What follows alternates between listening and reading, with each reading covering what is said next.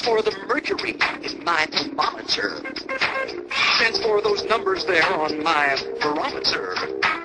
For observations that this weather dude makes each day, and E's for the pressure of the air, so I can say I am the weather dude.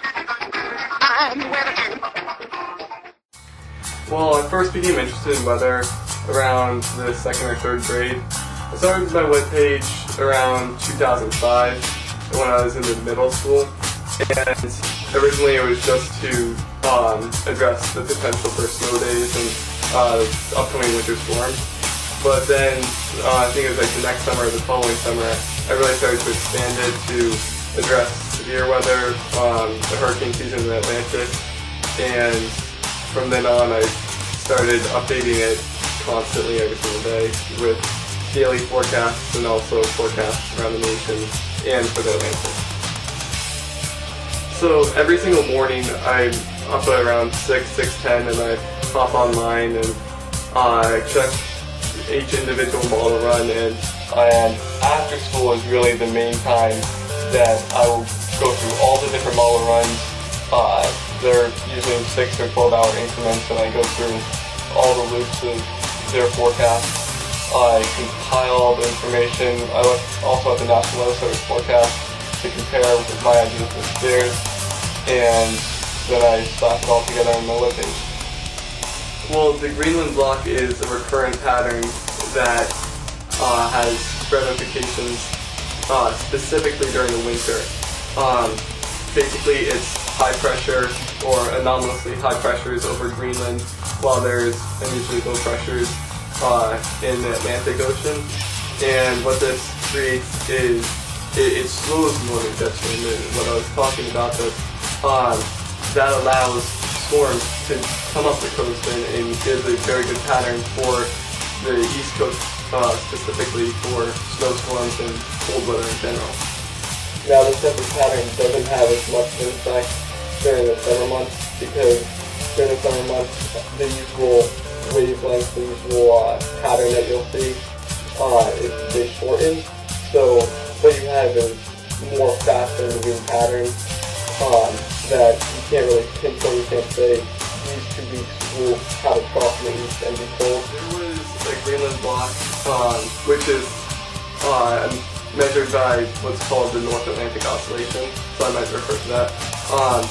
There was a negative North Atlantic Oscillation, which refers to the Greenland block, right around New Year's, but that was really the only main time that we had.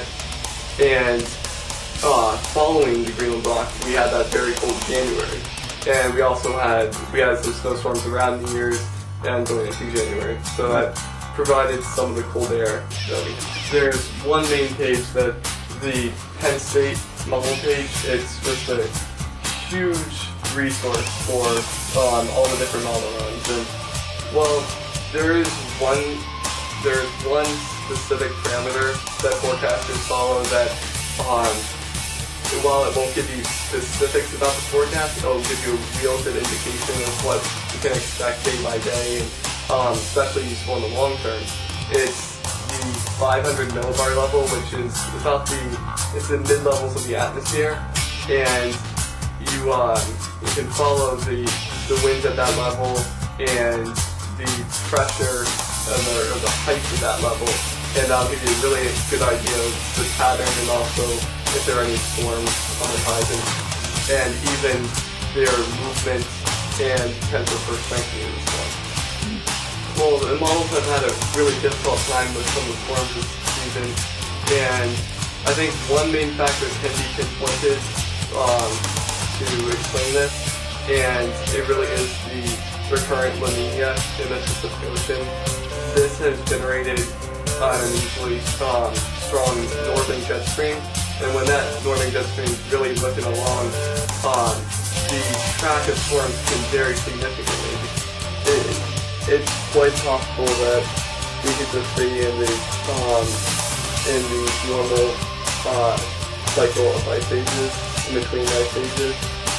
There's a shorter oscillation that's called the Pacific Decadal Oscillation, and that's it's a measure of sea surface temperature in the Pacific, and that definitely has a strong correlation to global temperatures, a strong correlation to global weather overall.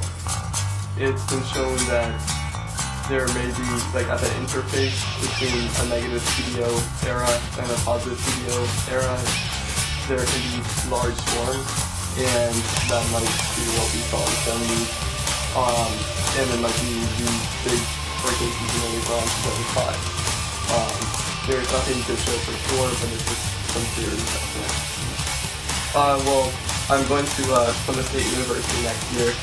They've got an excellent meteorology program, and I plan on then getting my master's afterwards, and probably I want to spend a few years in National Weather Service working there. I also have a huge interest in researching the progression of enhancing the accuracy of forecasts. So, I mean, after National Weather Service, whatever shows up. I'm interested in chasing storms to a degree, but it's really just an expensive hobby versus like career opportunity.